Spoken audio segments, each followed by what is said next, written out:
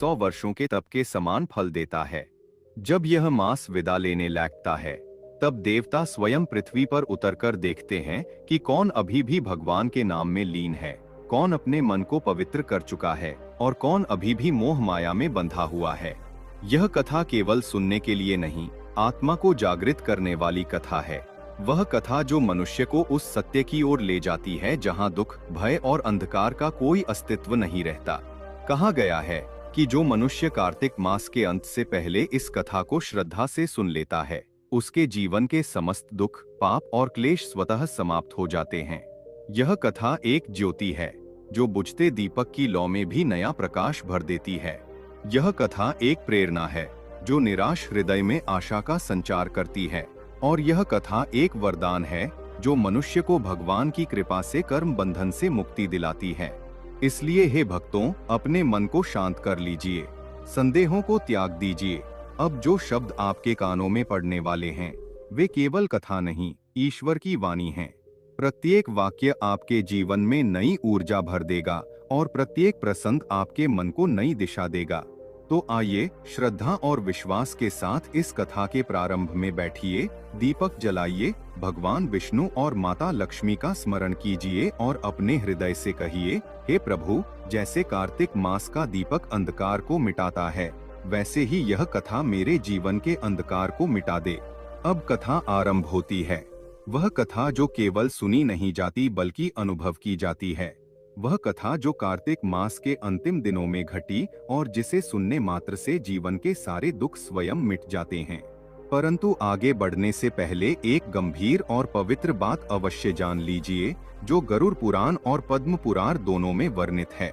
कहा गया है कि कार्तिक मास की कथा या पूजा यदि अधूरी छोड़ दी जाए तो वह केवल अपूर्ण साधना नहीं कहलाती, बल्कि धर्म का अपराध बन जाती है। क्योंकि जब कोई व्यक्ति कथा को बीच में छोड़ देता है तो वह भगवान विष्णु की उस कृपा को अधूरा छोड़ देता है जो उसके जीवन से दुख मिटाने आई थी। अधूरी कथा मनुष्य के भीतर अधूरा पूरा सत्य छोड़ जाती है, और अधूरा सत्य ही भ्रम, पाप और अंधकार का कारण बनता है। गरुड़ पुराण में कहा गया है, यह कार्तिक कथा मध्या तचति स पापेन लिप्यते, अर्थात जो व्यक्ति कार्तिक मास की कथा को अधूरी छोड़ देता है वह पापों से मुक्त नहीं होता बल्कि नए पापों का भागी बनता है। इसलिए हे भक्तजन, आज की यह कथा केवल मनोरंजन या शांति का माध्यम नहीं है, यह एक आत्मिक स्नान है। जैसे गंगा में डुबकी से शरीर का मैल उतरता है, वैसे ही इस कथा को श्रद्धा से सुनने से मन और आत्मा का अंधकार मिट जाता है। यह कथा भगवान विष्णु की करुणा का साक्षात स्वरूप है, और जो इसे अंत तक श्रद्धा से सुनता है उसका जीवन भगवान के आशीर्वाद से प्रकाशमय हो उठता है। और यदि आप सच्चे सनातनी भक्त हैं तो यह केवल आपका कर्तव्य नहीं, यह आपका धर्म है कि इन दिव्य संदेशों को अपने तक सीमित न रखें। इन्हें अपने परिवार, मित्रों और समाज में फैलाइए ताकि हर हृदय में भक्ति का दीपक जल सके। इसलिए यदि आपके हृदय में सच्ची श्रद्धा है तो इस कथा को अंत तक अवश्य सुनिए। और यदि आप चाहते हैं कि कार्तिक मास की यह दिव्य ऊर्जा आपके जीवन में बनी रहे तो इस वीडियो को लाइक कीजिए, अपने प्रियजनों के साथ साझा कीजिए और हमारे चैनल सब्सक्राइब करना न भूलिए, क्योंकि यहाँ हर कथा केवल कहानी नहीं बल्कि जीवन का सत्य होती है। तो आइए श्रद्धा, विश्वास और भक्ति। राधे राधे, हरे कृष्ण। आप सभी का दिन शुभ हो। इससे पहले कि सभी कथाएं सुनने और कमेंट्स करने के लिए आप सबका बहुत बहुत धन्यवाद। आज कार्तिक मास के शुक्ल पक्ष की त्रयोदशी तिथि है और पंचभीकु व्रत का तीसरा दिन है, और आज दिनांक है 3 नवंबर। सप्त द्वीपों में उसका ही शासन था। में जीव जंतु और मृगों को मारकर अपना पेट भरा करता था। एक दिन विंध्याचल पर्वत पर रहने वाले लिए प्रार्थना करते हैं तो वे अपने भक्तों की सारी मनोकामनाएं पूर्ण करते हैं। आइए अब सबसे पहले सुनते हैं कार्तिक मास महात्म्य का आज का अध्याय। इसके बाद आप पंचभीकु व्रत की कहानी और कार्तिक मास की सभी कहानियां सुनेंगे। अगर किसी की भी कुंडली में किसी भी ग्रह का कोई भी अशुभ प्रभाव हो तो उस अशुभ प्रभाव से बचने के लिए और सभी ग्रहों की शुभ कृपा प्राप्त करने के लिए हम इस वीडियो में आज नवग्रहों की कथा भी सुनेंगे, इसलिए कथाओं को आप पूरा जरूर सुनिएगा। आप में से कुछ लोगों ने कार्तिक मास की लपसी और तपसी कहानी सुनने के बाद में कमेंट किया था, पूछा था कि बाटिया क्या होता है। तो देखिए, जहां तक मुझे लगता है कि जब हम रोटियां सेकते हैं तो सबसे आखिरी रोटी सेकने के बाद तवे को कभी भी खाली नहीं रखा जाता है, खाली नहीं उतारा जाता है। हमारे बड़े बुजुर्ग भी जो भी हमारे घर में हैं वो यही सिखाते हैं कि तवे को कभी भी खाली नहीं उतारना चाहिए। उसके ऊपर एक छोटी सी रोटी या फिर एक मोटी सी लोई जो है आटे की, वो चिपका दी जाती है। तवे को ठंडा होने के बाद में उस रोटी को गाय को या फिर कुत्ते को खिला दिया जाता है। और ऐसा करने के पीछे मान्यता ये है कि घर में सदा माँ अन्नपूर्णा का वास बना रहता है और हमारे घर में अन्न की कमी नहीं रहती है। आइए अब सुनते हैं कार्तिक मास महात्म्य का आज का अध्याय। 88,000 ऋषि मुनियों से श्री सूत जी ने आगे कहा, हे ऋषियों, कार्तिक शुक्ला द्वादशी को ध्वजारोपण करने से संपूर्ण पाप नष्ट हो जाते हैं। चारों वर्ण अर्थात ब्राह्मण, क्षत्रिय, वैश्य और शूद्र, इनमें से जो कोई भी भगवान के मंदिर में झंडी अर्थात ध्वजा लगाता है वह ब्रह्मा जी और अन्य देवताओं द्वारा सम्मानित होकर विष्णु लोक को प्राप्त होता है। इस बारे में जो कुछ भी एक समय नारद जी ने राजा पृथु से कहा वह कथा मैं तुम्हें सुनाता हूँ, ध्यान पूर्वक सुनिए। देवर्षि नारद जी ने कहा, हे राजन, इस संबंध में एक अत्यंत प्राचीन इतिहास सुनो। बहुत पहले सतयुग में सुमति नाम का एक चंद्रवंशी राजा था जो भगवान का परम भक्त था। सप्त द्वीपों में उसका ही शासन था। उसकी रानी सत्यवती भी ईश्वर भक्त और अत्यंत पतिव्रता थी। वह भगवान के सामने नृत्य करती और कार्तिक शुक्ला द्वादशी को भगवान के मंदिर में ध्वजा बांधा करती थी। एक दिन विभांडक ऋषि वहां पधारे। राजा रानी ने उनका अत्यंत आदर सत्कार किया। उन्हें ध्वजारोपण करते देखकर ऋषि ने कहा, हे राजन, भगवान को प्रसन्न करने के तो और भी अनेकों साधन हैं, तब आपकी इस ध्वजारोपण में इतनी श्रद्धा क्यों है? ये सुनकर राजा ने कहा, हे मुनि, इसका अत्यंत अद्भुत एक इतिहास है जिसे मैं अब आपको सुनाता हूँ। राजा ने कहा, हे ऋषिवर, पूर्व जन्म में मेरा नाम मालिनी था। मैं ब्राह्मण होकर भी द्वेषी, कुकर्मी, महापापी और वेश्यागामी था। इन कुकर्मों के कारण मेरे बंधु बांधवों ने मुझे घर से निकाल दिया। इसके पश्चात वन में जाकर मैं एक टूटे फूटे विष्णु मंदिर में रहने लगा। मैं वन में जीव जंतु और मृगों को मारकर अपना पेट भरा करता था। एक दिन विंध्याचल पर्वत पर रहने वाली कोकोलिनी नाम की एक निषाद कन्या, जिसने अपने ही पति को मार दिया था, भूख से व्याकुल होकर वहां आई और मेरे पास रहने लगी। संयोगवश कार्तिक शुक्ला द्वादशी को हमने एक कपड़े को बांधकर झंडी सी बनाई और दोनों मदिरा पीकर झंडी हाथ में लिए सारी रात भगवान की मूर्ति के सामने नृत्य करते रहे। नृत्य करते रहने के कारण प्रातःकाल हम दोनों की मृत्यु हो गई। तब यमदूत हमें यमफांस में बांधकर मारते हुए यमराज जी के पास ले चले। उसी समय विष्णु भगवान के दूत विमान लेकर वहां आ गए और यमदूतों को धिक्कारते हुए बोले कि तुम सिर्फ पापियों को ही यमपुरी ले जा सकते हो, धर्मात्माओं को नहीं। इस पर यमदूत भी क्रोधित होकर बोले कि ये दोनों तो महापापी हैं, जीवन भर इन्होंने एक भी पुण्य कार्य नहीं किया है और इसी कारण हम इन्हें यमपुरी लेकर जा रहे हैं। तब विष्णु पार्षदों ने कहा कि ये अत्यंत खेद की बात है कि तुम्हें धर्म और अधर्म का बिल्कुल भी ज्ञान नहीं है। ये ठीक है कि जीवन भर ये पाप कर्मों में लिप्त रहे हैं, इन्होंने कोई पुण्य कार्य नहीं किया, परंतु कार्तिक शुक्ला द्वादशी को इन्होंने भगवान के मंदिर में ध्वजारोपण और नृत्य तथा गायन किया है। इससे ही इनके संपूर्ण पाप नष्ट हो गए हैं, इसलिए ये विष्णु लोक जाने के अधिकारी हैं। भले ही इन्होंने अनजाने में ये सब कार्य किया है। फिर इसके पश्चात विष्णु पार्षद हमें विमान में बिठाकर श्री विष्णु लोक को ले गए। अपनी कथा समाप्त करते हुए राजा सुमति ने कहा, पूज्य ऋषिवर, अनजाने में ध्वजारोपण का ऐसा फल है तो फिर श्रद्धा पूर्वक कार्तिक शुक्ला द्वादशी को ध्वजारोपण करने से जितना फल प्राप्त होता है उसका तो वर्णन ही नहीं किया जा सकता। इतनी कथा सुनकर विभांडक ऋषि तप करने चले गए। हरे कृष्ण। आज कार्तिक मास महात्म्य के अध्याय में बस इतना ही। इसके आगे का वृत्तांत आप सभी कल के अध्याय में सुनिएगा। कार्तिक मास में कुल 33 अध्याय हैं जो कि कार्तिक महीने के अंतिम दिन यानी कार्तिक पूर्णिमा तक समाप्त हो रहे हैं। तो जब आप कार्तिक पूर्णिमा को अंतिम अध्याय सुनेंगे तो ये मत सोचिएगा कि 33 अध्याय हैं और इनमें से हमने अधूरे अध्याय आपको सुनाए हैं। अब सुनिए कार्तिक मास की सीता नित्यनेम की कहानी। इस कहानी को सीता माता कहती थी और प्रभु श्री राम सुना करते थे।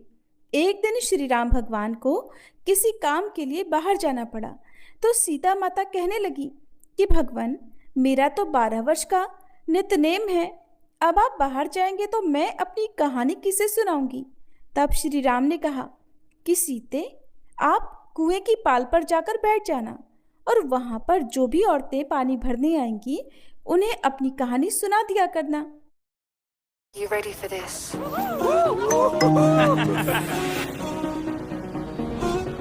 Another one?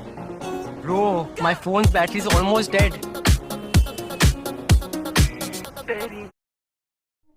सीता माता कुएं की पाल पर जाकर बैठ गई। तभी एक स्त्री आई। उसने रेशम की जरी की साड़ी पहन रखी थी और सोने का घड़ा ले रखा था। सीता माता उसे देखकर कहने लगी, बहन, मेरा 12 वर्ष का नित्यनेम सुन लो। पर वह स्त्री बोली कि मैं तुम्हारा नित्यनेम सुनूंगी तो मुझे तो घर जाने में देर हो जाएगी और मेरी सास मुझसे झगड़ा करेगी। इसलिए उसने कहानी नहीं सुनी और अपने घर चली गई। लेकिन उसके घर जाते ही उसकी रेशम जरी की साड़ी फट गई। सोने का घड़ा मिट्टी के घड़े में बदल गया। सासू ने देखा तो पूछा, अरे बहू, ये किसका दोष अपने सिर लेकर आ गई है। बहू बोली, माँ जी, कुएं पर एक औरत बैठी थी। उसने अपनी कहानी सुनने के लिए कहा, लेकिन मैंने नहीं सुनी। शायद उसी का ये फल मुझे मिला है। बहू की बात सुनकर अगले दिन वही साड़ी और वही घड़ा लेकर सास कुएं की पाल पर गई। सास को वहीं पर सीता माता बैठी मिली तो माता सीता ने कहा, बहन, मेरी कहानी सुन लीजिए। सासू बोली, एक बार छोड़, मैं तो 4 बार कहानी सुन लूंगी। तब सीता माता बोली, राम आए लक्ष्मण आए, देश के पुजारी आए, नित नेम का नेम लाए, आओ राम बैठो राम, तपी रसोई जीमो राम, माखन मिश्री खाओ राम, दूध पताशा पियो राम, सूत के पल का मोठो राम, शाल दुशाला पोठो राम, शाल दुशाला ओढ़ो राम, जब बोलूं राम ही राम, राम सवारे सबके काम, खाली घर भंडार भरेंगे, सबका बेड़ा पार करेंगे, श्री राम जय जय राम। सासू बोली, बहन, कहानी तो बहुत अच्छी लगी। फिर कहानी सुनकर सासू घर चली गई और उसकी साड़ी फिर से रेशम जरी की बन गई। मिट्टी का घड़ा भी फिर वापस से सोने के घड़े में बदल गया। बहू ने देखा तो कहने लगी, सासू माँ, आपने ये सब कैसे किया। सासू बोली, बहू, तू दोष लगाकर आई थी और मैं अब दोष उतार कर आ रही हूँ। बहू ने पूछा कि माँ जी, वह कुएं वाली स्त्री कौन है। सासू ने बताया कि वह तो सीता माता थी। वो पुराने से नया कर देती हैं, खाली घर में भंडार भर देती हैं। वह लक्ष्मी जी का वास घर में कर देती हैं और मनुष्य की जो भी इच्छा हो उसे पूर्ण कर देती हैं। बहू बोली, माँ जी, फिर तो ऐसी कहानी मुझे भी सुना दो। सास बोली कि ठीक है, तुम भी सुनो। फिर सास ने कहानी शुरू की। राम आए लक्ष्मण आए, देश के पुजारी आए, नित नेम का नेम लाए, आओ राम बैठो राम, तपी रसोई जीमो राम, माखन मिश्री खाओ राम, दूध बताशा पियो राम, सूत के पल का मोठो राम, शाल दुशाला पोठो राम, शाल दुशाला ओढ़ो राम, जब बोलूं राम ही राम, राम सवारे सबके काम, खाली घर भंडार भरेंगे, सबका बेड़ा पार करेंगे, बोलो श्री राम जय जय राम। कहानी सुनकर बहू बोली, माँ जी, कहानी तो बहुत अच्छी है। सासू ने कहा, ठीक है, अब से हम इस कहानी को रोज किया करेंगे। अब सास बहू रोज सवेरे उठती, नहाती धोती और पूजा करने के बाद नित्य नेम की सीता माता की कहानी कहती। एक दिन की बात है, उनके यहाँ पड़ोस की एक औरत आई और बोली कि बहन जरा सी आँच तो देना। तो बहू बोली कि आँच तो अभी हमने जलाई ही नहीं। पड़ोसन बोली तो फिर तुम सुबह 4 बजे से उठकर क्या कर रही हो? तो उन्होंने कहा कि हम तो सुबह सुबह उठकर पूजा करते हैं, फिर सीता माता की नित्य-नेम की कहानी कहते हैं। पड़ोसन ने उनकी बात सुनकर फिर कहा कि सीता माता की कहानी कहने से तुम्हें क्या मिला? तब वे दोनों बोली कि सीता माता की कहानी कहने से घर में भंडार भर जाते हैं, सारे काम पूर्ण हो जाते हैं, मन की इच्छा भी पूरी होती है। पड़ोसन ने कहा बहन अगर ऐसा है तब तो फिर मुझे भी कहानी सुना दो। तब बहू बोली कि ठीक है, तुम भी ये कहानी सुन लो। राम आए लक्ष्मण आए, देश के पुजारी आए, नित नेम का नेम लाए। आओ राम बैठो राम, तपी रसोई जीमो राम, माखन मिश्री खाओ राम, दूध बताशा पियो राम, सूत के पल का मोठो राम, शाल दुशाला पोठो राम, शाल दुशाला ओढ़ो राम। जब बोलू राम ही राम, राम सवारे सबके काम, खाली घर भंडार भरेंगे, सबका बेड़ा पार करेंगे, श्री राम जय जय राम। पड़ोसन ने इस कहानी को सुना तो कहने लगी बहन कहानी तो बहुत अच्छी लगी। अब वह पड़ोसन भी नितनेम सीता माता की कहानी कहने लगी। कहानी कहने से सीता माता ने पड़ोसन के भी धन के भंडार भर दिए। देखते ही देखते अब तो पूरे मोहल्ले में नितनेम की कथा चल पड़ी और हर किसी की मनोकामना पूर्ण होने लगी। हे सीता माता, जैसे आपने उन सभी के भंडार भरे वैसे ही हमारे भी भरना। कहानी कहने वाले, सुनने वाले और हुंकार भरने वाले सबके भरना। सभी प्रेम से बोलिए सीता मैया की जय। अब सुनिए कार्तिक मास की पंच भीखू की कहानी। पंच भीखू व्रत कार्तिक मास के अंतिम 5 दिनों में रखा जाता है और उस समय इस कहानी को अवश्य ही कहना या सुनना चाहिए। और पूरे कार्तिक मास भी पंच भीखू की कहानी कहने और सुनने का नियम है। पंच भीखू की कहानी के अनुसार किसी गांव में एक साहूकार था। उसका एक बेटा और बहू भी थे। बहू कार्तिक मास में रोज सवेरे उठकर गंगा स्नान के लिए जाती थी। सुबह जल्दी जाते समय वह किसी भी पराये पुरुष का मुंह नहीं देखती थी। एक राजा का बेटा भी सुबह सवेरे गंगा स्नान के लिए जाता था। वह हैरान होता कि मैं इतनी जल्दी उठता हूँ स्नान करने के लिए, लेकिन कोई और भी है जो मुझसे भी जल्दी उठकर स्नान कर लेता है। कार्तिक माह के 5 दिन बचे थे कि एक दिन साहूकार की बहू तो स्नान करके वापस जा रही थी और उसी समय राजा का बेटा भी स्नान करने के लिए आ रहा था। आवाज़ सुनकर बहू जल्दी जल्दी जाने लगी, लेकिन जल्दबाजी में उसकी माला मोजड़ी छूट गई। राजा के बेटे ने उसकी माला मोजड़ी उठा ली और सोचने लगा कि जिस स्त्री की यह माला मोजड़ी इतनी सुंदर है,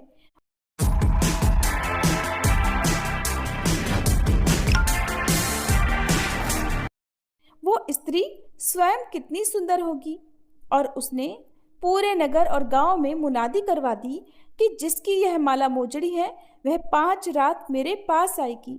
जब ये सूचना साहूकार की बहू को मिली तो उसने कहलवा दिया कि मैं 5 रात आऊंगी, लेकिन किसी को साख भरने बैठा देना। राजा के बेटे ने एक तोते को पिंजरे में बंद करके गंगा जी के किनारे एक पेड़ पर टांग दिया। बहू सुबह के समय आई, पहली पैड़ी पर पैर रखा और बोली, हे कार्तिक के ठाकुर राई दामोदर, 5 पांडु, 6ठे नारायण, भीखम राजा, उस पापी को नींद आ जाए।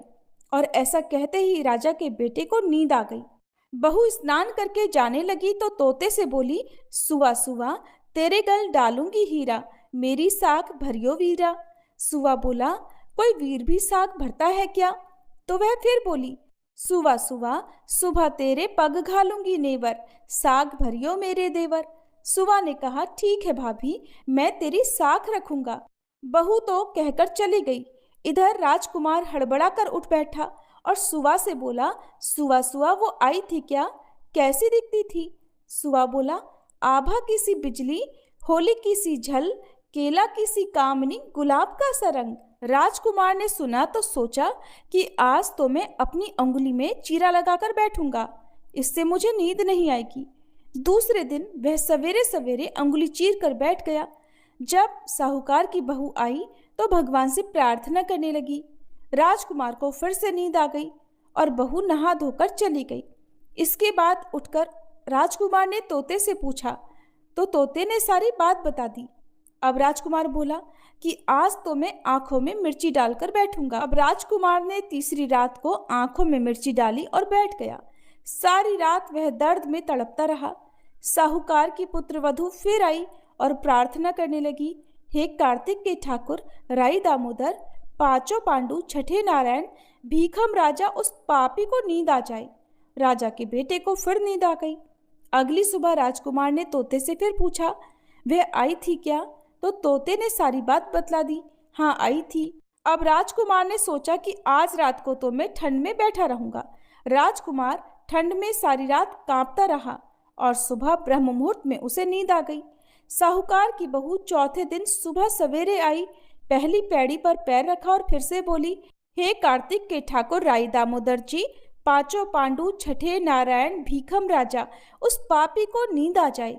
राजकुमार को फिर नींद आ गई। सुबह राजकुमार ने तोते से फिर पूछा, आई थी क्या? तो तोते ने सारी बात बतला दी, हाँ आई थी। अब तो चारों रातें निकल गई।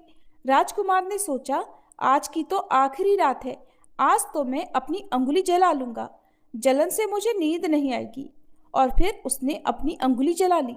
सारी रात जलन से वह तड़पता रहा। क्योंकि साहूकार की बहू पतिव्रता थी, इसलिए ठाकुर जी ने उस पर कृपा की और ठाकुर जी की कृपा से राजकुमार को सुबह नींद आ गई। साहूकार की बहू पांचवें दिन सुबह के समय आई और पहली पैड़ी पर पैर रखा और बोली, हे कार्तिक के ठाकुर राई दामोदर जी, हे भगवान, आपने मेरी इतने दिन लाज रखी है, आज भी रख लेना, उस पापी को नींद आ जाए। राजकुमार को फिर नींद आ गई। साहूकार की बहू ने तोते से कहा, हे सुआ, उस पापी से कह देना मेरी माला मोजड़ी मेरे घर पहुंचा दे। ऐसा कहकर बहू चली गई। इधर राजकुमार हड़बड़ा कर उठ बैठा। राजकुमार ने तोते से फिर पूछा, क्या वह आई थी? तो तोते ने फिर से कह दिया, हाँ आई थी, लेकिन उसने अपनी माला मोजड़ी मंगवाई है।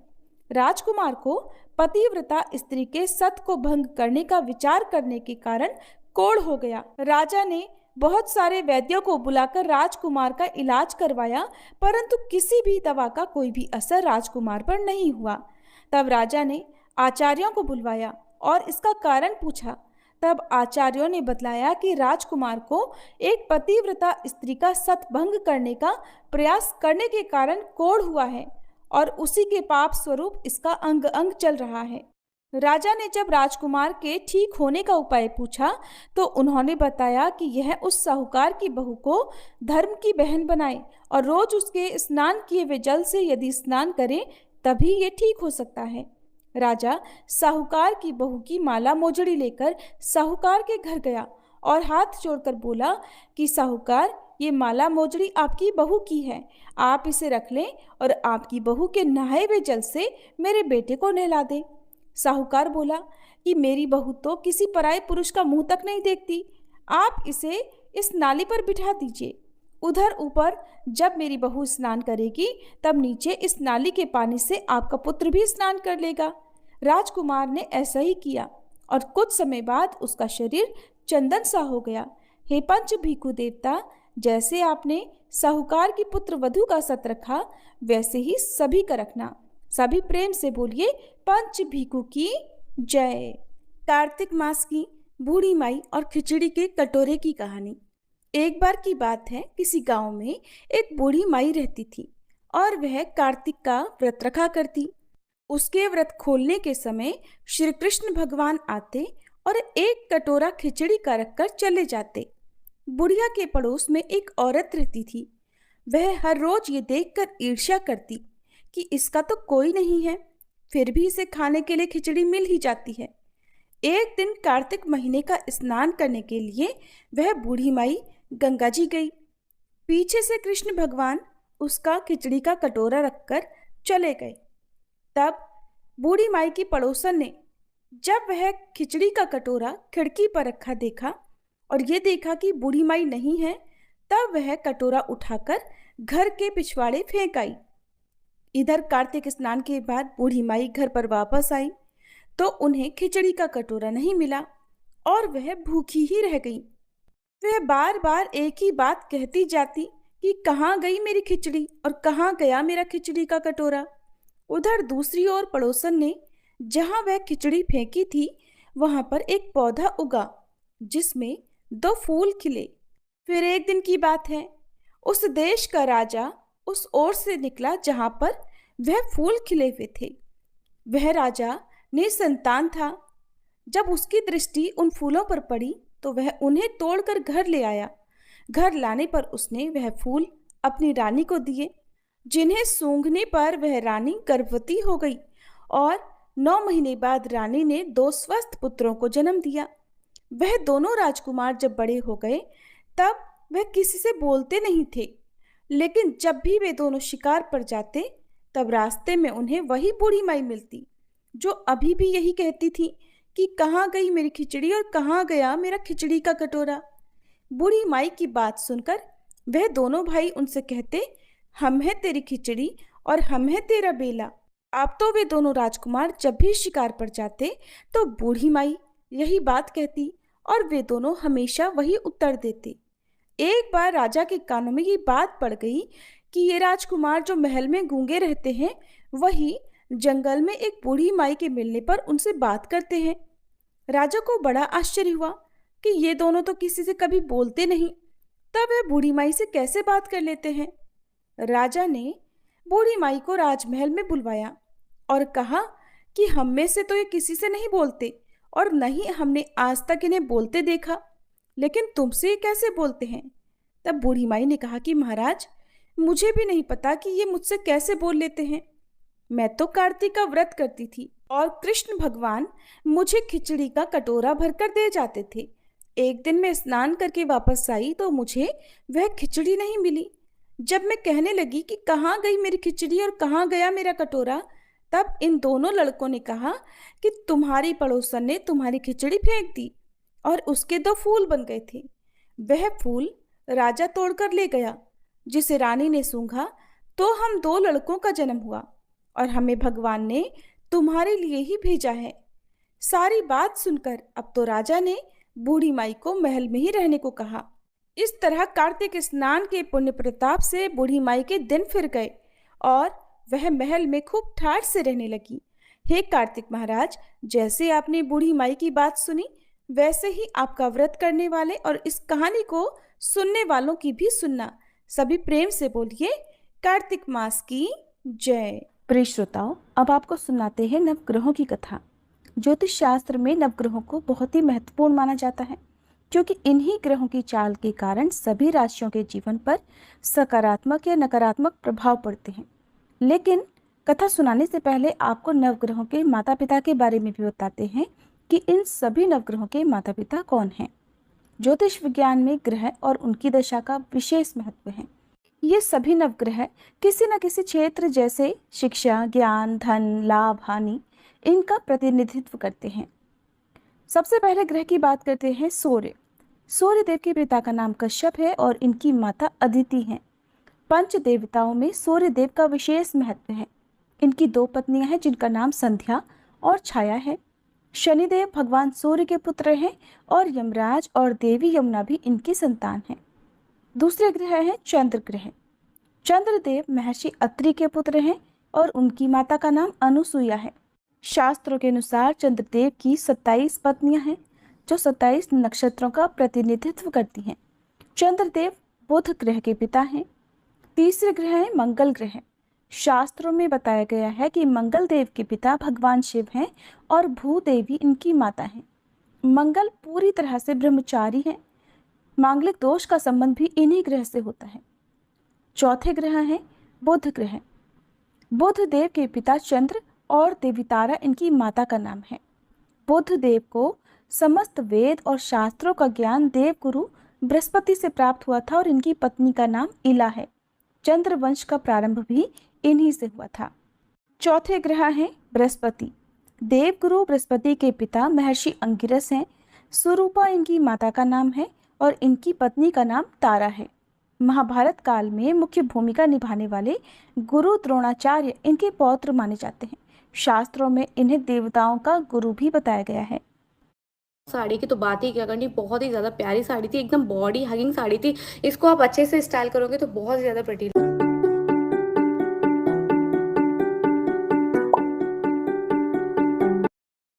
पांचवें ग्रह हैं शुक्र ग्रह। शुक्र देव के पिता भृगु ऋषि हैं और काव्य माता इनकी माता का नाम है। इन्हें कठिन तप के कारण भगवान शिव से मृत संजीवनी विद्या प्राप्त हुई थी। इनकी पत्नी का नाम जयंती है, जिन्हें देवराज इंद्र की पुत्री के रूप में जाना जाता है। छठे ग्रह है शनि ग्रह। शनिदेव भगवान सूर्य के पुत्र हैं और इनकी माता का नाम छाया है। लेकिन शनि का स्वभाव अपने पिता के गुणों से बिल्कुल विपरीत है। शनिदेव कर्मों के अनुसार फल प्रदान करते हैं और इनकी पत्नी का नाम धामिनी है। सातवें आठवें ग्रह के रूप में राहु और केतु को जाना जाता है, जो कि समुद्र मंथन के समय तक अमृत पान करने से पहले तक स्वर भानु था, जिसके पिता का नाम विप्रचित्त है और माता का नाम सिंहिका है। राहु की दो पत्नियां हैं, जिनका नाम नागवल्ली और नागकणी है। इनका वाहन काले अश्वों वाला रथ है। वहीं स्वर भानु दैत्य के धड़ से केतु उत्पन्न हुए थे, जिनका वाहन चील है। ये तो था सभी नवग्रहों का परिचय। अब सुनिए नवग्रहों की कहानी। एक बार की बात है, किसी गांव में एक भाई बहन रहते थे। बहन का विवाह हो चुका था, तो एक दिन भाई अपनी बहन से मिलने के लिए उसकी ससुराल जा रहा था। रास्ते में भाई को एक सांप मिला और कहने लगा, मैं तुझे डसूंगा। भाई बोला, हे नाग देवता, मैंने ऐसा कौन सा अपराध किया है जो आप मुझे डसोगे? मैं तो अपने माँ बाप का एक ही पुत्र हूँ, बहन का एक ही भाई हूँ। मेरी पत्नी और मेरे बच्चे घर पर मेरा इंतजार कर रहे हैं, आप मुझे क्यों डसना चाहते हो? तब वह सांप बोला, तुम्हारे 9 ग्रहों की दशा लगी है, इसलिए मैं तुम्हें डस लूंगा। जब सांप किसी भी तरह राजी नहीं हुआ, तो वह बोला कि ठीक है, मैं अपनी बहन के घर उससे मिलने जा रहा हूँ। जब मैं वापस आऊँगा तब तुम मुझे डस लेना। सांप बोला, क्या पता तुम वापस आते समय इस रास्ते से आओ या ना आओ, मैं तो तुम्हें अभी डसूंगा। तब वह लड़का बोला कि ठीक है, तुम ऐसा करो, मेरे इस थैले में बैठ जाओ। जब मैं अपनी बहन से मिलकर वापस आऊँगा तब तुम मुझे डस लेना। सांप ने उसकी बात मान ली और थैले में बैठ गया। लड़के ने ऊपर से बेलपत्र ढक दिए ताकि वह किसी को दिखाई ना दे, और फिर अपनी बहन के घर पहुंच गया। बहन उस समय 9 ग्रहों की कहानी कह रही थी। उसने भाई को आया हुआ देखकर भाई से कहा कि भाई तुम बैठो, मैं पहले 9 ग्रहों की कहानी कह लूं। तुम बैठो और मेरी कहानी भी सुनो। बहन ने कहानी कही, भाई ने कहानी सुनी। जीवों की, जानवर की, हाथी की, घोड़े की, कुत्ते की, बिल्ली की, भाई की, बहन की, घर के धनी की, बेटी जमाई की, देवरानी जिठानी की, सास ससुर की, संग की, सहेली की, सबके ग्रह शांत हो जाएं। घर चले 8 पग, आदमी चले 4 पग, सांप बिच्छू भंवरे सब आग में जले। ऐसे भाई को कहानी सुनाकर बहन खड़ी हो गई और भाई के पास रखे थैले को देखकर भाई से बोली, भाई थैले में क्या लाए हो? इससे पहले कि भाई कुछ कहता, उसने वह थैला उठाया और घर के अंदर ले गई। थैला खोलकर देखा तो बेलपत्र, केले और संतरे बन गए और सांप एक चमचमाता हुआ हार बन गया। जब हार पहनकर वह बहन बाहर आई तो बहन के गले में चमचमाता हार देखकर भाई बोला, बहन इतना कीमती हार तुम कहाँ से लाई हो? बहन बोली, भाई तुम ही तो लाए हो मेरे लिए। थैले में केले और संतरे के साथ हार भी तो था। भाई ने सुना तो हैरान रह गया और बोला, बहन उसमें हार नहीं बल्कि मेरी मृत्यु का सामान था। ऐसा कहकर उसने सारी बात अपनी बहन को बताई और फिर कहने लगा कि बहन ये तेरे ही 9 ग्रहों की कहानी का प्रभाव है, जो वह सांप हार बन गया। अब ये हार तू ही रख ले। कुछ दिनों के बाद बहन के घर रहने के बाद जब भाई वापस चलने लगा तो बहन बोली, भाई तुम्हारे 9 ग्रहों की दशा लगी है, तुम घर जाकर भाभी से कहना कि वो 9 ग्रहों की कहानी कहे। ऐसा कहकर उसने अपने भाई को विदा किया। भाई जब अपने घर पहुंचा और जाकर अपनी पत्नी से बोला कि सुनो, हमारे 9 ग्रहों की दशा लगी है, हम नवग्रह की कहानी रोज कहा करेंगे। मैं कहूँगा और तुम सुनना, तुम कहोगी तो मैं सुनूंगा। फिर बोला, जाओ 1 लोटा जल का भरकर लाओ, साथ में चावल और चीनी के दाने भी लेकर आओ। उसकी पत्नी सारी सामग्री ले आई। कहानी कही, जीव की, जानवर की, हाथी की, घोड़े की, कुत्ते की, बिल्ली की, देवरानी जिठानी की, सास ससुर की, घर के धनी की, बेटी जवाई की, भाई बहन की, सबके 9 ग्रह शांत हो जाइयो। घर चले 8 पग, आदमी चले 4 पग, सांप बिच्छू भंवरे सब आग में जल जाइयो। सभी 9 ग्रहों को नमस्कार है। जैसे 9 ग्रहों की दशा भाई की उतरी, वैसे ही इस कहानी को कहते सुनते और हुंकारा भरते सबकी उतरे। सब पर 9 ग्रहों की कृपा बनी रहे। कार्तिक मास में सुनी जाने वाली लपसी और तपसी की कहानी। एक बार की बात है, एक लपसी था और एक तपसी था। तपसी तो भगवान की